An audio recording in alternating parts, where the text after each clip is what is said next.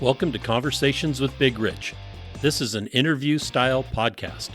These interviewed are all involved in the off-road industry. Being involved, like all of my guests are, is a lifestyle, not just a job. I talk to past, present, and future legends, as well as business owners, employees, media, and land use warriors. Men and women who have found their way into this exciting and addictive lifestyle we call off-road. We discuss their personal history, struggles, successes, and reboots. We dive into what drives them to stay active in off-road. We all hope to shed some light on how to find a path into this world that we live and love and call off-road. Whether you're crawling the Red Rocks of Moab or hauling your toys to the trail, Maxxis has the tires you can trust for performance and durability. 4 wheels or 2. Maxxis tires are the choice of champions because they know that whether for work or play, for fun or competition, Maxxis tires deliver. Choose Maxxis. Tread victoriously. Have you seen 4Low magazine yet? 4Low magazine is a high-quality, well-written, four-wheel drive-focused magazine for the enthusiast market. If you still love the idea of a printed magazine, something to save and read at any time, 4Low is the magazine for you. 4Low cannot be found in stores, but you can have it delivered to your home or place of business. Visit 4lowmagazine.com to order your subscription today. On this episode of Conversations with Big Rich, I'll be talking with a rock crawler that started at a pretty young age and started in the mod stock class. He moved up into unlimited and had success in both classes. He now races in the NorCal Rock Racing Series and the KOH events. And his name is Justin Hall. Hey, Justin. Good to have you on here. How's it going, Big? Going good. We haven't talked in a while. No, it's been a hot minute, I think. I randomly saw you at I think Hammers it was, and we kind of briefly chatted and we talked here and there on Facebook, but that's about it. Yeah, and that's been quite a while. I try to avoid to be honest, I try to avoid KOH anymore. It's too much of a zoo for this old man. I was just say it's a lot going on if you're just out there to like hanging out and spectating. When you're racing, you kind of get out of the zoo-ness of it and you're just focused on racing. So I definitely get that. Yeah, exactly. When we were a vendor and doing the dirt riot races, it made sense.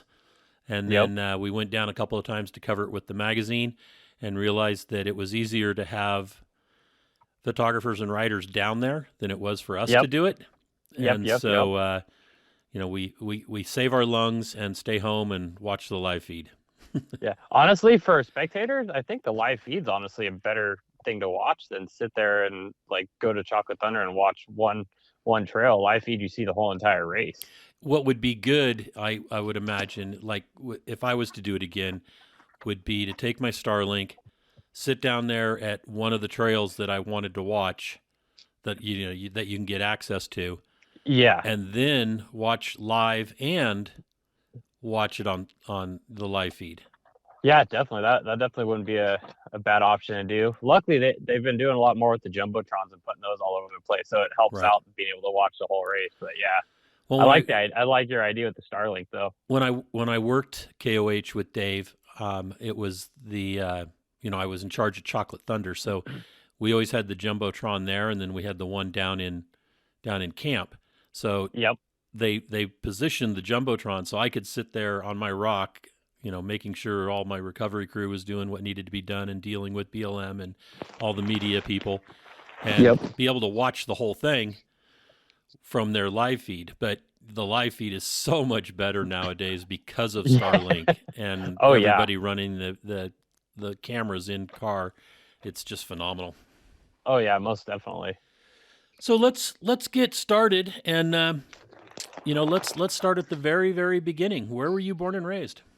I was born and raised in Antioch, California, a little small town in the East Bay. Antioch. Yeah, that's like industrial town, USA. Right. right along the delta there in between Pittsburgh and Oakley and Brentwood area. So when the winds were blowing right, you get all the burn off from Pittsburgh and all the refineries. Yep. We'd get all that, and then you get all the smell of the delta, and it was an interesting little town. It was a cool spot to grow up in, but definitely has changed and for myself, I'm thankful I got out of there. Right. Because it was pretty rural. Yeah, it was super rural. Like I used to ride dirt bikes when I was a little kid, and where I went to high school at before the high school was built, I used to ride dirt bikes there. And like I lived there for 27 years, and yeah, I watched it go from small town to big town with a ridiculous amount of people. And yeah, it got crazy there. Right. Yeah. So what was, besides bike riding, what kind of things did you do as a kid? So I grew up, like I said, riding dirt bikes. My dad had me riding when I was like 3.5, 4 years old. I raced for a while. I played all the different sports. Never really liked them, but I did it. It was what my family kind of wanted me to do. So we'd try the sports thing, and we would ride dirt bikes on the side. We'd go camping. Always were off doing something. We never had a lot of money, but like the money we did have, we went and enjoyed it and did a lot of family events. Right. Like some of the biggest memories I had were going camping with my family, just like right down the road, just tent camping at a little campground. It wasn't anything special. It wasn't like going to Rubicon and camping for like a week straight or being in a desert camping. Like, it was just a little like hole in the wall campground. That's just where we went to all the time. That's good. Yeah. And what was school like for you? Shoot. Growing up, I don't really remember a whole lot of elementary school. So that was kind of a weird time in my life. My family, my dad was like our sole money maker, and he got super sick and ended up we went bankrupt. The bank foreclosed on our house. We kind of couch surfed and were homeless for a little while, and then family got back on their feet. And I think in like elementary school era, I kind of acted out a lot from what my parents have told me. And when you're a little kid, you don't know how to process stuff like that, but once we got back on our feet, had a pretty normal like elementary or middle school era. It's always an odd time in a kid's life. Right. Going through all kinds of weird changes. And yeah, did like I said, did sports, did like band. I was a band nerd, total band nerd. Played the saxophone, did marching band in middle school, did the same thing in high school. Played a couple sports in high school, nothing crazy. I like ran cross country, played tennis, did 1 year of football. But yeah, primarily it was like marching band and jazz band and stuff like that throughout high school. And what kind of student were you? Were you a good student, or were you, like you said, a nerd, or were you always looking out the window wanting to get outside? I was pretty much one of those kids that always looked out the window, that wanted outside. I never got bad grades, but I did just enough to make my parents happy. They were like, "Oh, you need a 3.0 GPA to be able to like do like that extracurricular activities that we did." And I was like, "Okay, cool. I'll get like a 3.0. I'd get like a 3.1, 3.2 GPA, but like never really pushed myself in that aspect." Right. Like I know through high school, I was always in advanced classes just for some reason. Like when it comes to math and chemistry and physics, stuff like that, that's what I really like. So I was semi heavy in all that, but I would still do just enough. I never really did homework, but I would do really well on tests. So that's how I kind of averaged out my grade in the classes. Right. Yeah. And then I vividly remember even during like winter break, spring break, like summer breaks, my dad, when I was like 15, 16 years old, he would have me work at the company he used to work for. He was the superintendent for an underground pipeline company, and he had me working as a laborer, and I got treated worse than his worst employees. I got all the crap jobs, but it taught me a trade, which I was super thankful for. And that trade is kind of where I'm at now in life. Like I work as a construction inspector for the city of San Jose Public Works, and doing all the like inspecting all the work that I used to do, Right. And like thankful that my dad gave me that opportunity to learn that. And yeah, it was a definitely good learning experience. And I never got normal summers or like I said, spring break or winter break, because I was always working. I never got to hang out or like have friends and do things that normal kids got to do because I was busting my ass working. Right.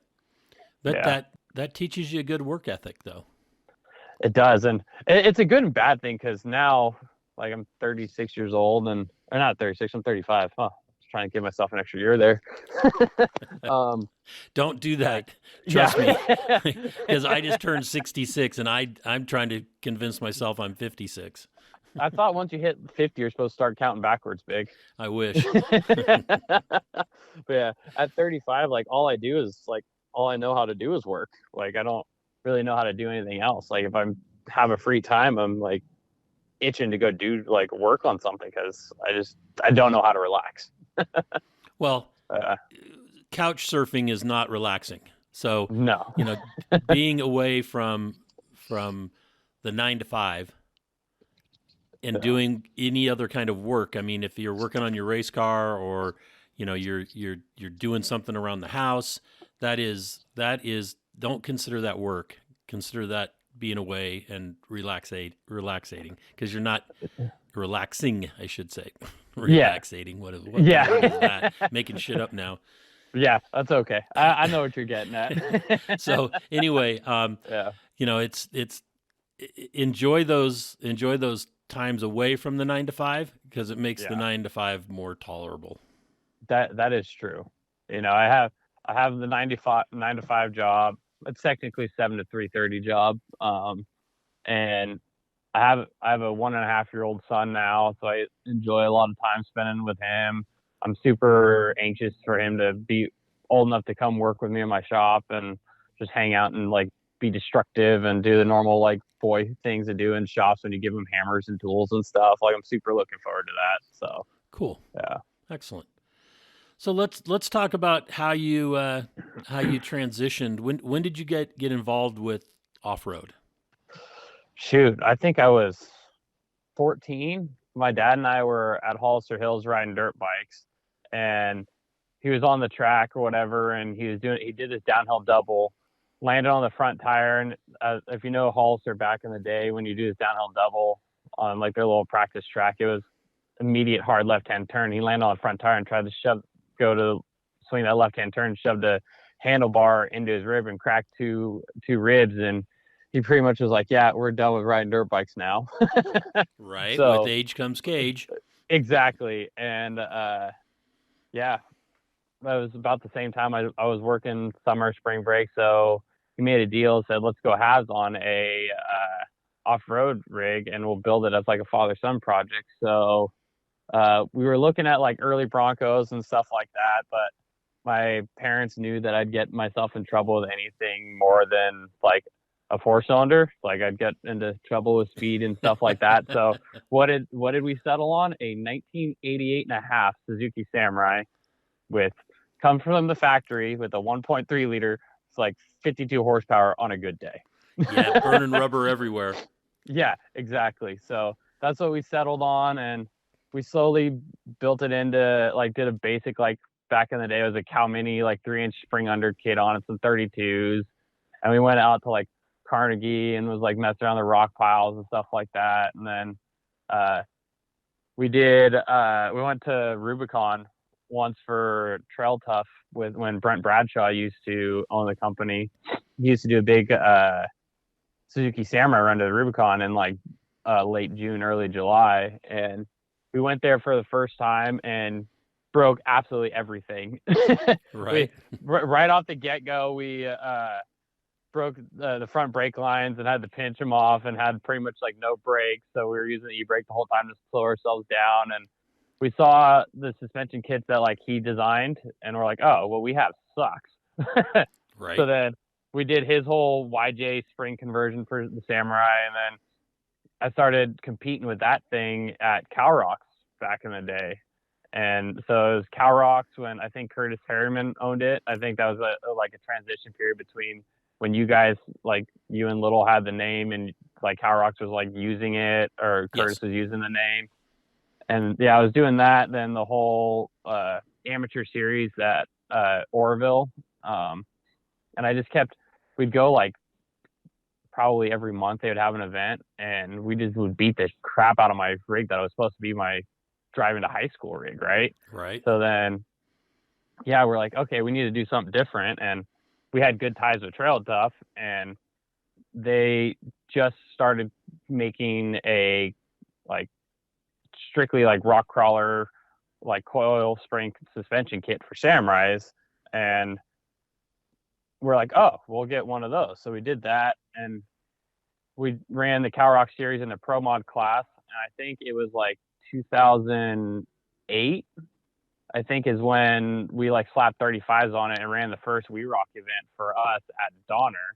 Okay. And we showed up there and ran. I think, I don't even remember where we placed it. That was so long ago, but we were like hooked at that. And then we completely revamped the rig to fit into stock mod. Like we put a full body on it. It was like a stretch Samurai body, like the long wheelbase Samurai bodies. We put one of those on it, and then we ran the whole series in 2009, and we won the West Coast series, and then made the trip all the way back to, what was it, Hannibal, Missouri, I think is where you guys had the all stock nationals. Yep, Hannibal. Yeah, and shoot, we were doing really good at that event, and then just being a rookie, making a mistake, I ended up rolling the car on the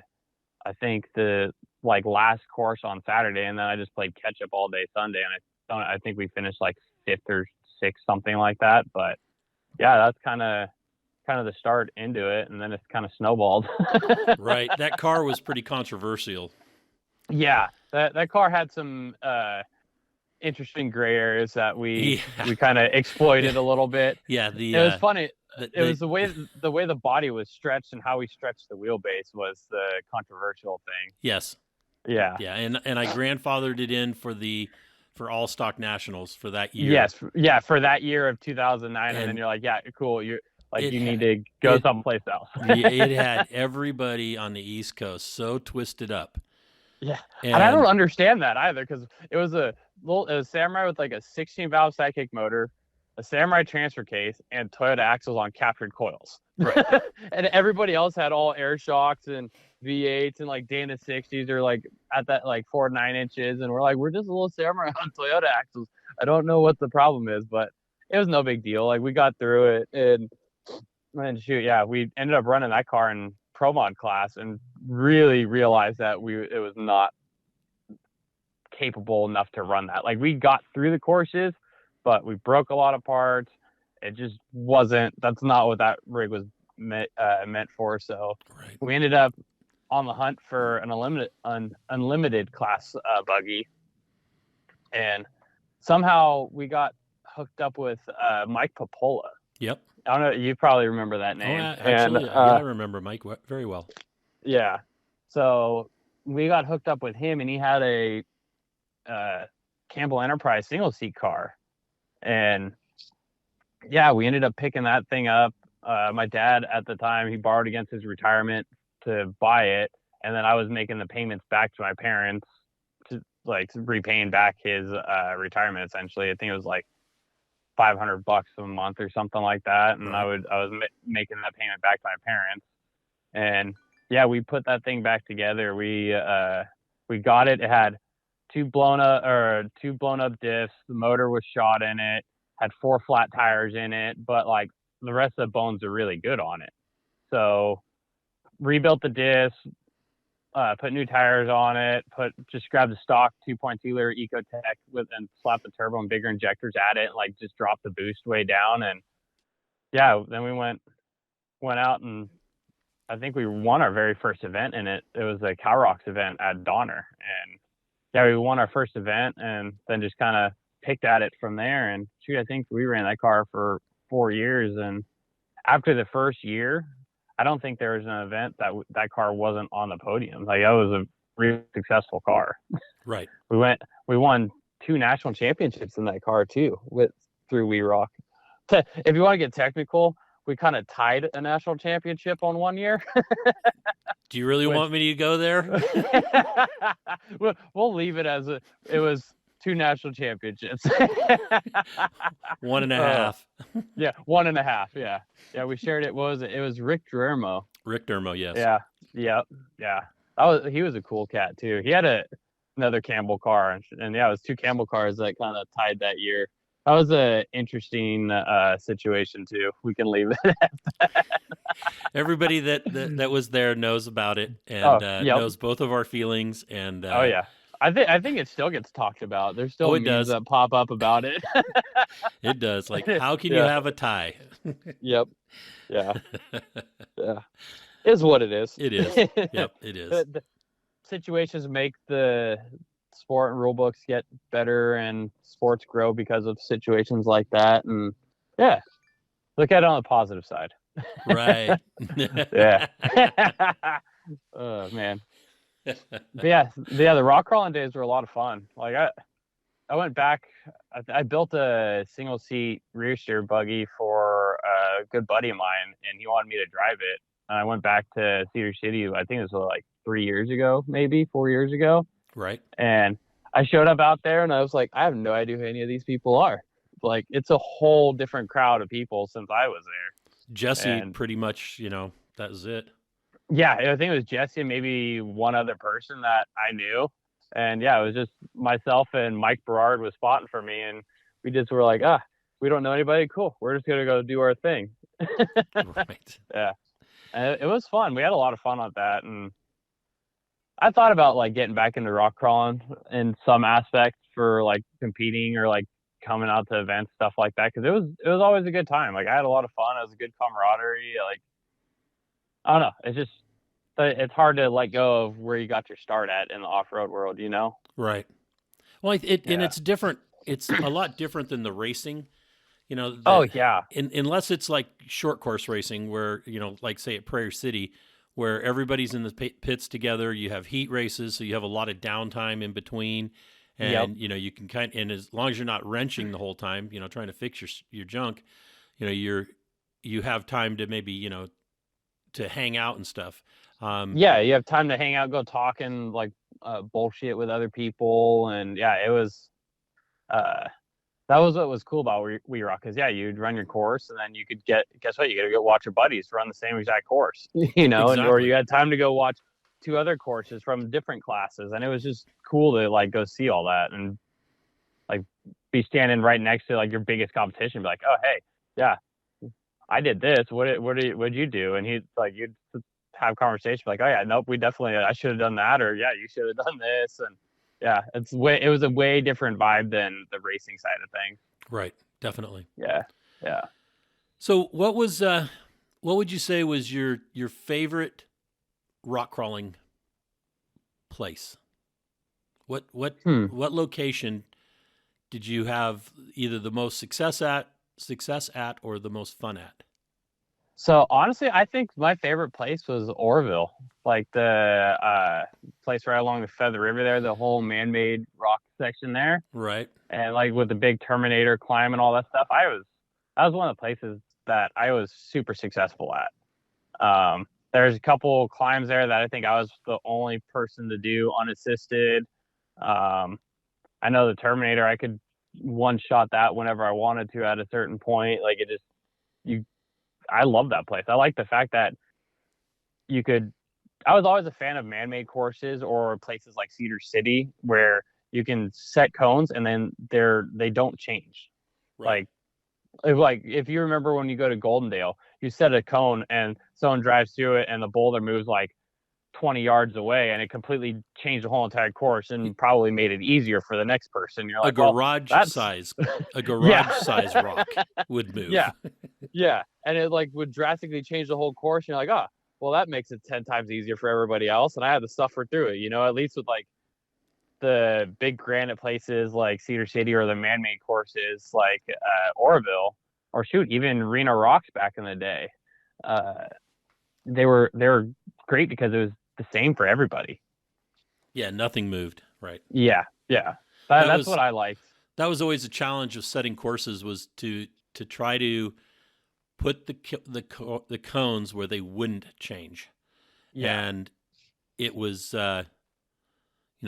as people would dig on them and torque on them. I mean, there was rocks that moved up in Goldendale that there was, I swore that would never move.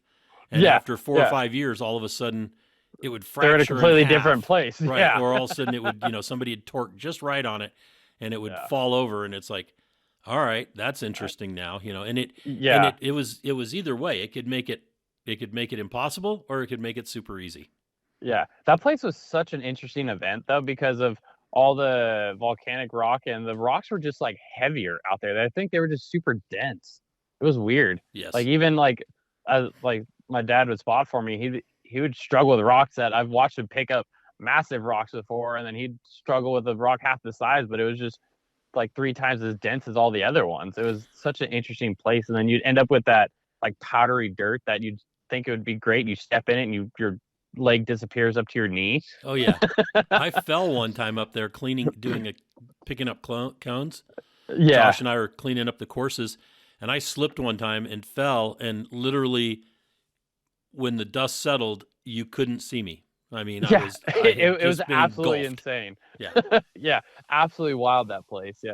Are you guys still like, is We Rock still doing events up there? Yep, sure are. Oh, that's pretty cool. Yeah. So then, who would you say was the person that you wanted to beat the most? So when I first got into rock crawling, I used to like how I taught, because no one taught me how to do any of like driving or anything like that. I kind of had to figure it out on myself. And I would watch Tracy Jordan, all the stuff that Tom from Spider Tracks, all the like videos he'd put on YouTube. I'd watch Tracy Jordan's videos and like go back and replay them like over and over again and figure out what he did in situations. And all I wanted to do was beat Tracy Jordan. Like that was my all-time goal, was to beat Tracy. And I think I only got to compete against him once, and that was in Congress, Arizona. Yeah, in Congress, Arizona. And he ended up running Sportsman, but I think he still ran the same courses, and he royally kicked our ass just running Sportsman. And then we did that whole challenge thing. The challenge afterwards. He just egged you on for that, and I kept thinking, don't do it. I didn't want to do it because I just didn't think it was going to end well. And yeah, that was probably the role I took on. That was probably the hardest hit I've taken in a long time in a rock crawler.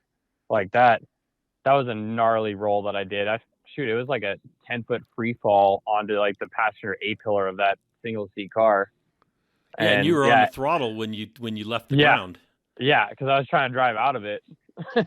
And the way it hit, it landed back on the tires. I think we finished the course, but I think Tracy still beat us, I think, by like 3 points on that course. Right. And ever since then I haven't really got to ever run him again.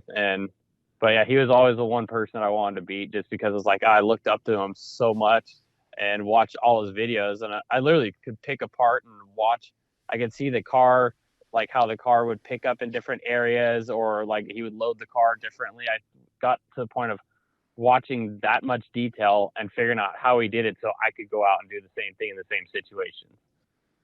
Yeah, it was he did, like, Tracy 100% influenced me heavily in my rock crawling career. I'd still consider him the GOAT. I definitely don't disagree. I've watched some of the events where he comes out just out of nowhere when you guys do events in Arizona and just literally whoops everybody's ass and then just disappears until like next year. Right. Yeah. Like he'll be dead silent, show up, and then whoop everybody's ass and then leave. I think even Bruce Eller still does the same thing too in one of the original Scrappers. Like he would show up and like just whoop everybody's butt in Arizona and then leave. It was him and Tracy were the two that used to hand everybody their asses. Yep. BZ doesn't do it anymore. Tracy did it this year in Congress. Yeah, not Congress, in Baghdad, but he ran Sportsman. Yeah, in Baghdad. And they came out with the old.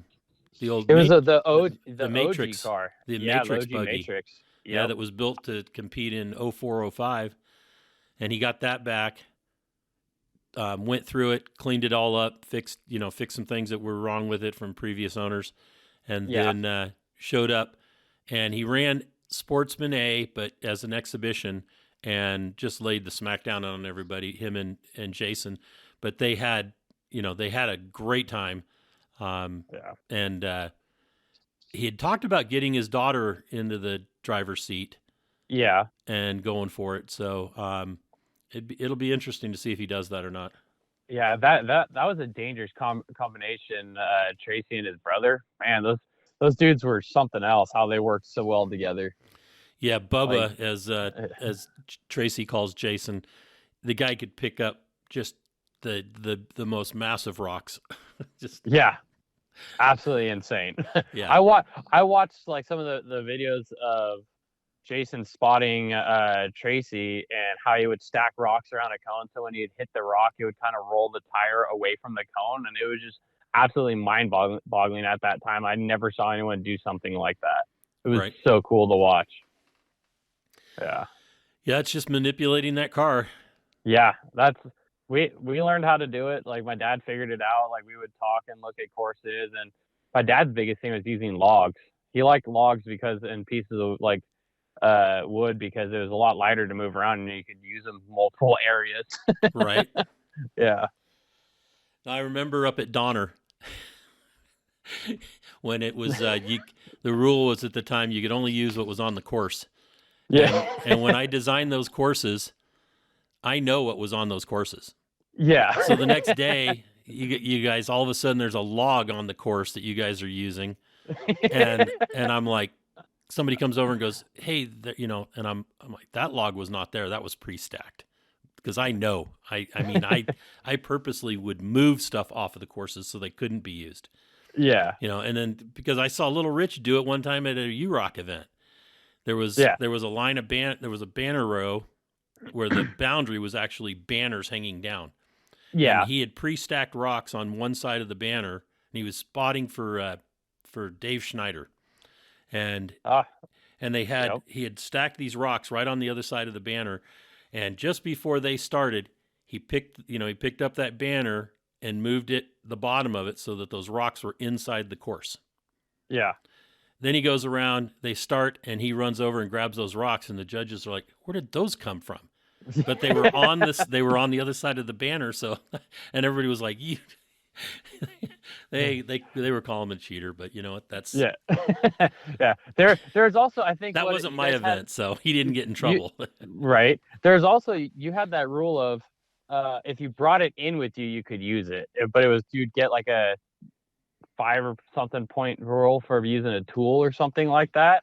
Right. I know we did it, and a couple other teams have done it before back then. Like we'd carry in like a log we'd find, like, this is our tool, we're gonna use this.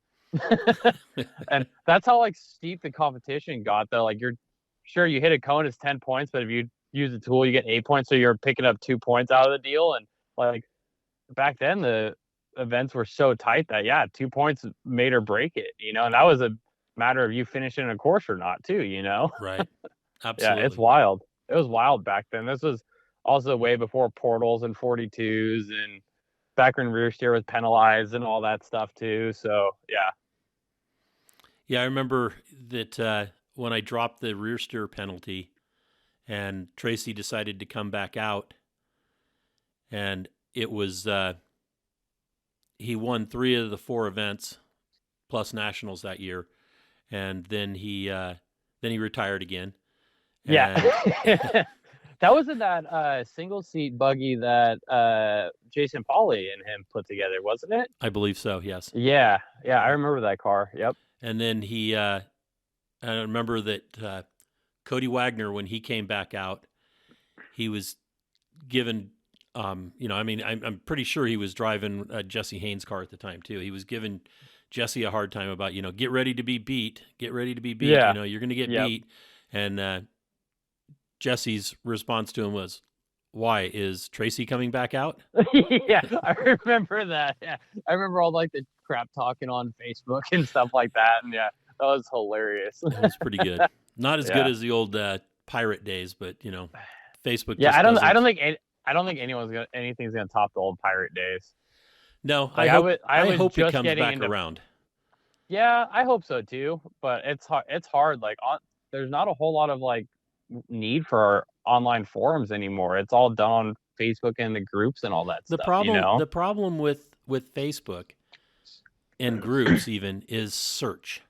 Yes. Yes, that is the hardest part. If you're looking for tech, it's very, very difficult. Yeah, and I don't so disagree on that one. I think there can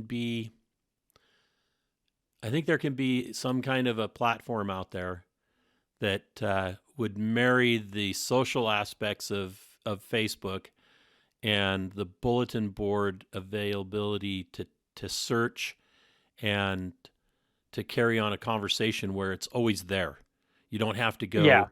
Because that's the thing is you get a conversation started, unless it's in a group, you can't go find it again. Yeah, oh, it like just disappears in somewhere in Facebook land. It's just gone. Right. And and I mean, I've gone on there going, okay, I know that yesterday I saw this and I searched that over and over and over again. And you never I've find liked it. I've commented on it and everything else, and I can't find it.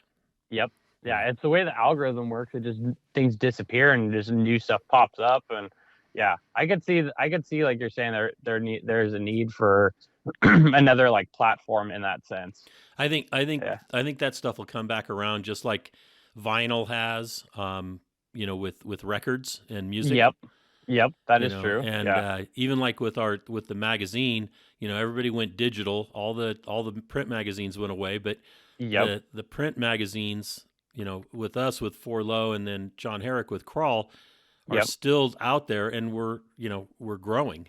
It's I think it's coming back. Those things will come back around.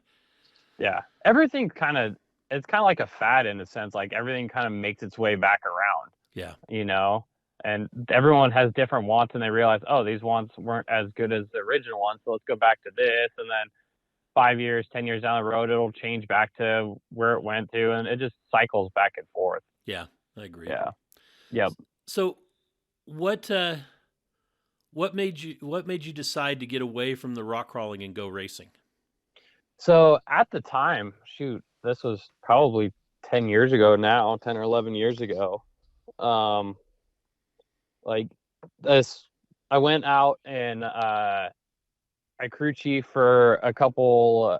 I started out as a pit crew at King of the Hammers, and then I did that for 2 years, and then crew chiefed 1 year, and I was like, this is awesome. I need to be a part of this. And so I had some sponsors at the time that was really pushing me to get into racing. It's like, oh, we need you to do this. I'm like, well, like you guys need to help me out. I can't just build a car out of nothing. I'm like 21 years old. Like that's not possible, right.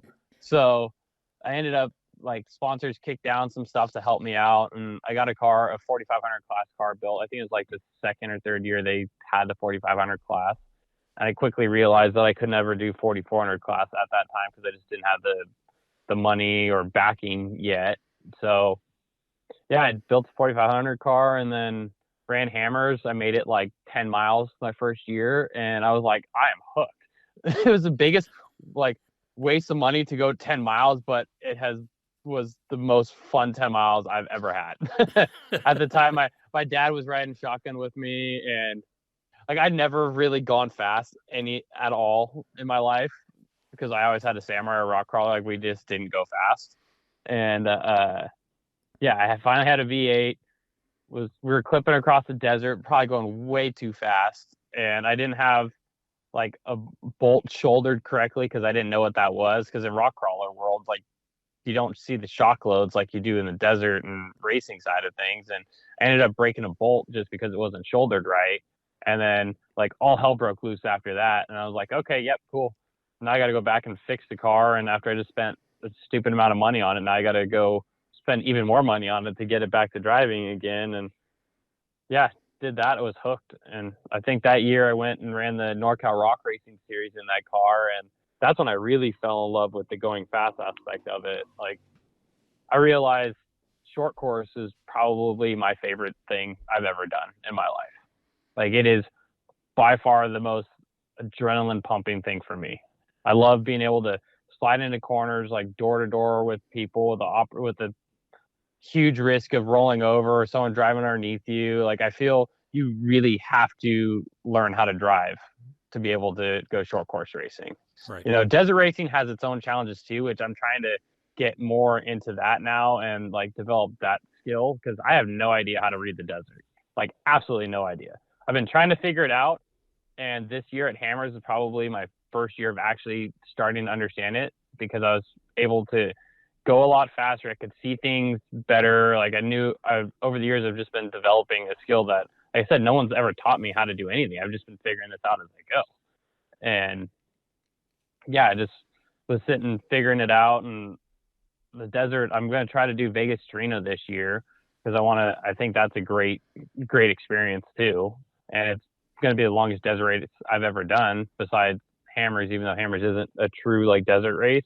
Right. But my cars have only done short course races and some of the Ultra 4 races, but they're not, I've never done a true like 500 mile long desert race. So cut your teeth on like Vora races. Yeah, I thought about it. Their schedule it's hard to schedule around the NorCal Rock Racing Series. Right. They're probably doing the same weekends or close to it. Yeah. They're either like a week or two away from it. It's hard to turn a prep around that fast. That's one thing with the racing side of things. The prep work is probably 3 times as much as what it was back in rock crawling days.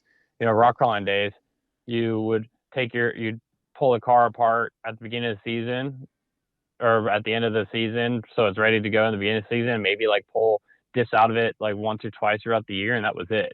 Like race cars, like thing gets torn down, put back together, torn down, put back together every single time.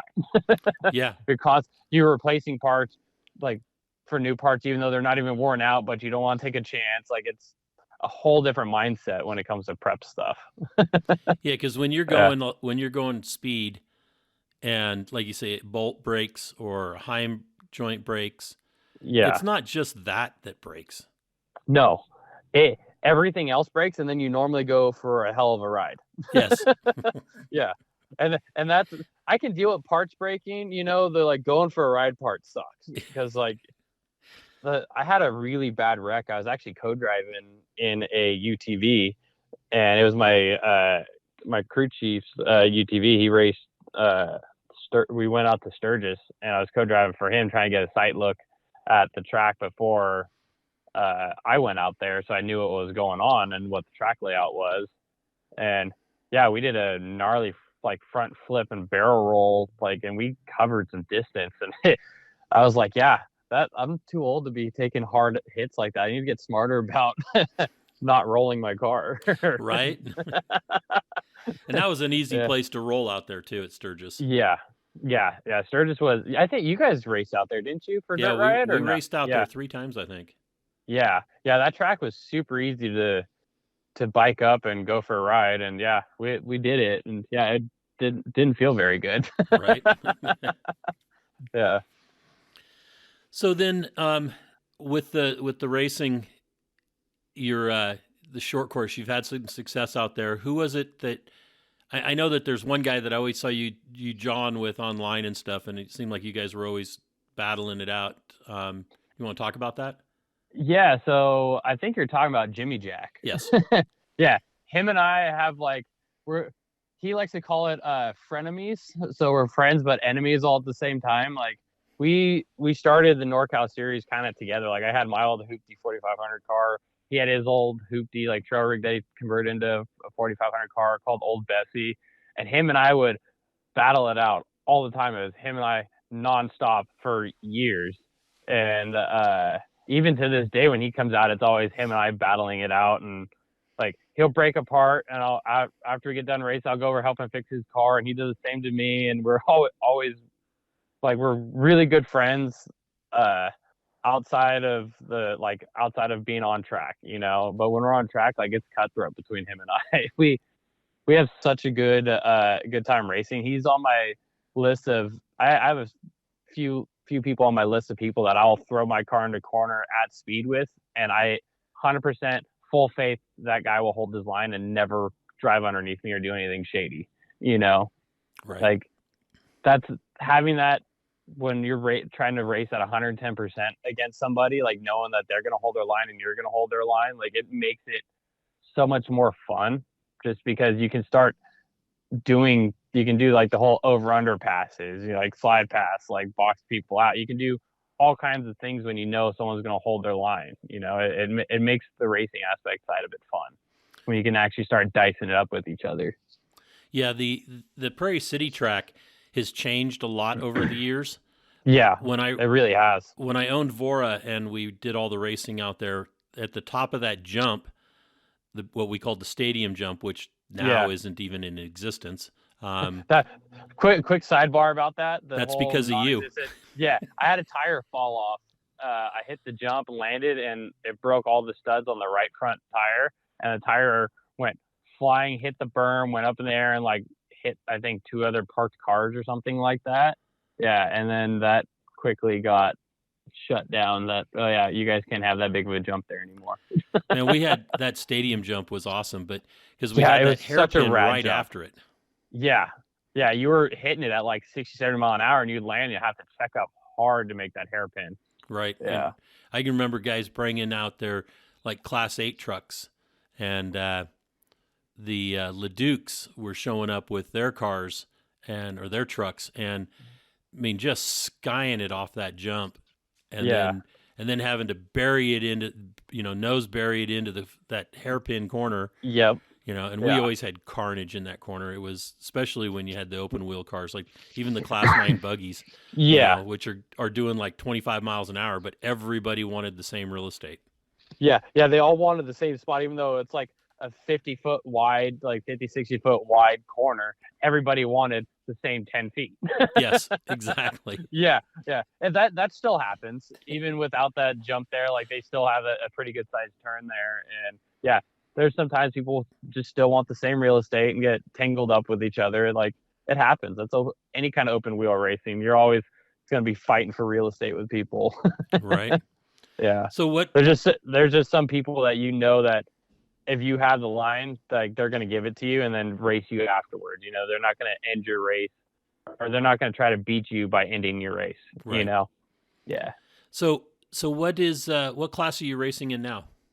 So I'm still in 4,500 class. This is actually my last year in 4,500 class. Hopefully, I'm currently having Phil with Liberty Mountain Fab build me a rolling Legends class car, a new 4,800 class car, and I'm going to be taking a bunch of parts off of my 4,500 car and throwing it in that car, and hopefully come out swinging for 2025, starting at King of the Hammers. We're building a pretty bitchin' car. Like, it's I think his first leading arm car. So it's going to should be a monster of a car if like I get enough time to get it dialed before Hammers. My goal was to try to get it running and driving by like Thanksgiving, so I could at least get a month on it before like 100% prepping it for Hammers. I just want to try to work out some of the new car blues on it. You've been around long enough, you know how that goes. Oh yeah. There's always new car blues with when you have a brand new car. So I want to try to knock that out and not be trying to finish the car at the lake bed and working all that stuff out there. That's not a fun time. I've done that way too many times now. I think the guy that has the most success with a brand new car right off the trailer is Joe Thompson. Yeah, I will have to agree with that. That guy, the stuff he builds is artwork. Like, it's absolutely insane. Like, absolutely insane, the stuff that guy puts together. So for all the Gomez brothers, like, their cars, like, they're super successful right out of the gate with their new cars. And they're not easy on stuff. No, those boys are probably the hardest on cars I've ever seen. And Joe figured that out. It's funny. Like, I had a conversation with Joe probably like 6 years ago. And this was right about the time when I built my 4,500 car now, because I built my car super lightweight. Like, it's a fragile car, but if you drive it right, it doesn't break. I'm convinced there's 2 different types of drivers. There's guys that are like finesse things, and then there's like the bulldozers, right. And a bulldozer can't drive a finesse car, like, they'll destroy it in a heartbeat. And I had this conversation with Joe, and I asked him, like, why do you build the cars so robust? And he was like, yeah, the Gomez brothers, he goes, they will plow through anything. He goes, I need them to be able to plow through a telephone pole and keep going, because if there's one in their way, they're going to hit it, because that's just how they drive. And he's like, if I built you a car, he goes, I'd probably build you a car like 1,500 pounds lighter, because you can make a light car last, and that's hard to do. It's hard to make a light car last. Right. I know Jesse did it for years in his Willys that he built. That I think at the time it was a orange 4,500 Willys buggy that I think he even ran it at in Pro Mod for a year in Wee Rock too. Yeah, Jesse's one of those same guys. He's kind of got the same driving style as I do, of being able to finesse things and make a light car last in the racing aspect. I think that comes with the size of the checkbook. Yes, that is true. Yeah. At a certain point, you try not to drive with your wallet on the dash. Right. Like there's some points in my racing career where I'm like, yep, I'm just going to do this and I'm going to deal with the consequences later. Because like, I want to win and I'm going to do whatever I got to do to win. And you have to be able to like push that wallet aside. But there's sometimes you're just looking at it like, ooh, that wallet's getting pretty thin up there. I probably should check up a little bit. Right. Yeah. Oh yeah. So let's talk about your family now. You're now married. Yeah. I got married last year in September. Right. Yeah. And you got a kid. Yep. One kid, one and done. Not doing any more. We're happy with one kid, and yeah, he's a year and a half old now. Okay. And yeah, you're running and I think he's running like just one speed everywhere. Right. Terror. It's super fun. He's actually a really good kid. He doesn't cry. He doesn't get upset. Super mellow. Like he just like loves being outside, and that's his thing. He just loves being outside. And luckily we have 4.5 acres where I live at now in Morgan Hill. And we have horses, sheep, chickens. Like our neighbor raises cattle for 4-H. So kid gets to grow up the ranch lifestyle, which is super, super exciting for him. Wow. So you really have grown up. Yeah. You see me. I think I met you when I was 16 years old. Right. Yeah. I'd say like a little snot nose. Yeah. Yeah. You're not wrong with that statement. I will 100% own that. Yeah. And yeah, a lot has changed in the last like 3 years of my life. So it's been a good change for me. Good. Yeah.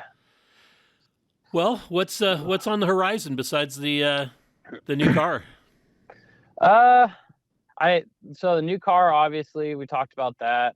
I started a fabrication business about 2 years ago called 13 Fabrication, and like I still have my day job. That's what I do, like after hours, like nights and weekends, and primarily like I do like custom fabrication, like roll cages. I've done a couple of chassis, like revamping cars, just basic minor fabrication stuff. Do mechanic work out of it. Like I like working on cars and I like building cool stuff. And luckily I've had some really great customers that's given me the opportunity. They're just like, hey, build it how you would want it. And that's probably the best customer to have, because it's hard to like, you always try to make the customer happy, right? Right. But when you have just a open end of like, hey, build something however you want, you're like, oh, I gotta build the coolest thing ever and tailor it to this person, but it's still gonna have all my flavor to it, you know? Right. Like, because when you're dealing with some customers, they want things to look a certain way. Like, okay, like I could do that, no problem. But when you get to have your own creative freedom, that's my favorite kind of customers. Yeah, and that comes down to rigs? Even, huh? Are these trail rigs? No, a couple of them. One was that unlimited class rock crawler that I built, that single seater. Okay. That guy, he gave me all the creative freedom I want. He said, "Listen, build this like it was your own, because you're probably going to end up driving it. I just want to mess around on the weekends." I'm Nice. like, okay, this is fair. Like, I like this. And then I've based my 4,500 car, like I have to the geometry pretty dialed in that car. I've had 3 other people bring me their cars and they're like, hey, we need this fixed. So I cut cars off at the A-pillars and like essentially graft my front end onto their cars. And with my geometry and stuff that kind of fits better to their, like, tailored to fit their car. Obviously, because my car is built slightly different, being a single seat with the motor offset, but I can get the steering, shock geometry, and link geometry similar to my car, and it's been super successful on the other 2-3 cars that I've put that on. Sweet. And yeah, I've done a lot of like interior roll cages for trail rigs, some extra cages. Shoot, I got an '87 Buick Grand National in my shop right now. Was doing like turbo swap on it, intercooler piping, exhaust work, like full wiring harness in it. Like, I'll do everything and anything. Just, I like working on stuff. Like, it helps fund the racing side of things. Those Buick Grand Nationals were probably one of my favorite cars. I've never worked on one. They are a royal pain to work on, but they're pretty rad. Like, they're a rad car. Like, I've never really looked into them much until I got this car and I started like watching YouTube videos on them and like did some history on them. Like, they were a really like bitchin' car back in their day when they came out. Yeah. They were a wicked car. Yeah. Yeah. So besides that, the rest that's on the horizon is just being a dad, like being a father, being a good husband, and like living that aspect of life. You know, I have no idea what that's going to entail in 5-10 years from now, but I'm looking forward to the adventure that it comes with. Excellent. You know, I get to get my kid involved in the racing. Like, we had him at the NorCal Rock Race Series last year, and he absolutely loved it. You know, like everybody there like loves the kid. Like, he has like Jimmy Jack and Amy Jack. They're his grandparents, but not like by blood, obviously, but they call themselves his grandparents, and like stuff like that. I'm super fortunate to be able to like raise my kid with the whole four-wheel drive community, because everybody that I've met has been awesome. And like, I think it's definitely changed the way I look at things now, being a dad. But I'm sure you've obviously experienced that, having little Rich as your kid. Yep. You know, you look at life a little bit different, and like I can't wait to like, I'm already searching for like a little 170 Razor, so I can start like geeking out on it and getting it ready for him to start racing. And there you go. It's just that's what I look at for on the horizon for myself. Sweet. Yeah. And whole different mindset than what you would have thought of when you first met me, when I was like 16 years old. Yeah, I didn't think you were gonna grow up or survive, to be honest. I don't know. But let's be honest. I don't know if I've 100% grown up yet, but well, none of us I'm do. At least making I'm at least making somewhat adult decisions now. Yeah, that's good. We all have to make adult decisions. We don't all necessarily have to grow up. Yeah, exactly. I'm still a giant kid at heart, and still love doing all the stupid things that as a 35-year-old probably shouldn't be doing, but we're going to do it anyway. I'll probably do the same stuff when I'm 50 years old, you know? Right. Yeah. Just remember to treat your body well. The recovery time lately has been a lot harder on my body. Yep. Like, I have a routine chiropractor that I go to probably once or twice a month now, just from racing and beating the crap out of your body. Like, when I was in my 20s, didn't have to deal with that. Right. Yeah. So the last question I have for you is, you've grown up with a health issue, and that's Crohn's. Do you want to? Yep. Are you still suffering from that? I would imagine that's a lifelong thing. Yeah, I'm stuck with that for life. Right. Yeah, I still do infusions every 6 weeks to get pumped full of a med for like 3 hours, and do colonoscopies probably every year, every 2 years. Like, do all kinds of other tests, because the meds that I'm on, like the long-term side effect is some form of cancer. So they're always monitoring me to make sure that doesn't happen. And yeah, I got sick back in when I was 18 years old. I had 7 inches of my intestine removed, almost died in the hospital from it. And 2009 was the first year of running We Rock, and that was also my first year back to like starting to get healthy again. And yeah, I've been dealing, like I said, like you mentioned, been dealing with that my whole life. I'm gonna have to deal with it for the rest of my life, and try not to let it slow me down. Like, there's days where it kicks you in the butt, and you get through those and just keep on with a positive attitude and just like, yeah, these are the cards that I'm dealt with, and you know what? Like, we're gonna make the most of it. And what would you say to some kid? Say some 15-year-old kid walks up to you and says, "Hey, I want to get into racing. What do I need to do?" To run far away. Find another hobby. Yeah, find another hobby that doesn't consist of taking large sums of money and setting it on fire. No. No. I've had a lot of people ask me about this, and like I tell them, like, listen, like, start where you can afford and cut your teeth. And I said, get the notches in your belt. Like, don't expect to go out and like say I'm building a new car and no one's ever heard of you, and go to expect to get title sponsors from people that are going to give you thousands of dollars. Like, your best bet, you're probably only going to get like 10 or 15% off, and be happy with that. You know, like, build a reputation, get a good name for yourself, like win events, win races, like show up and make the commitment. If you say you're going to be someplace to one of your sponsors, make sure you show up. You know, like that's your job. If somebody is sponsoring you, your job isn't to be like, oh, give me all this. It's how can I market them better? Why should they give me money or give me product instead of investing that money into something else? What investment can I give them that's better than them going someplace else?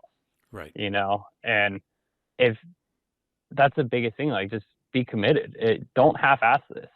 You know, like, if you're in this to be in it, like, this isn't a sport that you can have like 1 foot in and 1 foot out. You got to dive head first into it, even though it's probably a shallow dive. Like, you got to jump into it and just go. Like, there's no, I'm just going to try this out, because you're trying it out. You're still spending $100,000 to build a race car at minimum nowadays, you know, to build a rock crawler. Like, if you want to buy a car like one of the Jesse Haynes cars that are for sale, you're still looking at a minimum like $65,000-$70,000, you know? Yep. Sure, you can go out and like play around in your like Toyota or Suzuki, but if you want to be competitive and get into this serious, you just kind of got to dive in and just stay committed. Like, you're going to have rough days. You're going to have things break. You know, it's going to be frustrating. You know, we've all been there. We've all beat our head against the wall enough times that, like, yeah, okay, let's just keep doing it and things will get better. And yeah, like I started with nothing. Like, my family supported it from the get-go. I think I took over paying for everything when I was about like 21, 22.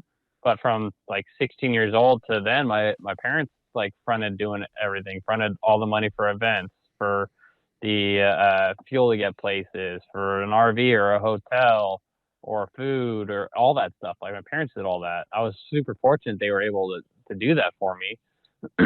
But once I took over, and just, it's my life. Like, it's a lifestyle. There's no like, oh, I'm going to have another life outside of this. Like, yeah, no, you're off-road racing, any kind of off-road, like rock crawling, competitive rock crawling, rock racing, ultra four, desert racing. Like, it's just a lifestyle. Like, you know firsthand too, Big. There's no ifs, ands, or buts about it. You're either in it or you're not. Right. Absolutely. 100%. Yeah. And I say it's tough. It's scary to jump into it. Like, it's super scary, but once you're in it, you'll find that you have a lot of really, really good people that end up being your lifelong friends, you know. And like, I have friends that are like family now because of meeting them in off-road racing. If I wasn't in this, I would have never have met these people, and they have been such big influences in my life. And like, and it's all from rock crawling to racing. Like, it's all because of that. Like, all my friends are because of off-roading. You know, my whole entire friend circle is 99% off-road people. Right. Yeah. There's nothing wrong with that. No, not a damn thing wrong with it. And I could see it being scary coming into it and not knowing anybody, but once you get in it, everyone's super friendly and happy. And like, it's a good thing. It's a really good place to be. There's a lot of bad areas in life and bad groups of people to associate yourself with. The rock crawling, racing, off-road community isn't one of those people. Amen. Yeah. Yeah. And with that, that's a great segue. Mm-hmm. Justin, I want to thank you so much for spending the time and sharing your life with us. And thank you, man. I appreciate you having me on. And it's good to see you no longer a little snot-nosed brat on the rocks, and you're no longer my headache. Hey, I'm somebody. You can thank my wife for taking me off of being your headache now. Perfect. I'm her headache now. Perfect. She's my favorite person. You haven't even met her yet. This is great. I'll have to relay that message over to her. There you go. I think I will try to get out. I know the schedule is hard for me to line up with, but I typically can get out to one of the NorCal races this year, so I'll try to do that. Yeah, let me know when you show up. You know you're always welcome hanging out in my pit. There you go. All righty. Yep. Justin, thank you. Thank you for taking the time and off your work schedule, and now you can get back to work and keep that 4 acres of ranch going. Yep. Thank you, man. I appreciate it. Thank you again for having me on here, Rich. All right. We'll talk to you later. Yes, sir. Okay. Bye-bye. Bye. Well, that's another episode of Conversations with Big Rich. I'd like to thank you all for listening. If you could do us a favor and leave us a review on any podcast service that you happen to be listening on, or send us an email or a text message or a Facebook message, and let me know any ideas that you have, or if there's anybody that you have that you think would be a great guest, please forward the contact information to me so that we can try to get them on. And always remember, live life to the fullest. Enjoying life is a must. Follow your dreams and live life with all the gusto you can. Thank you.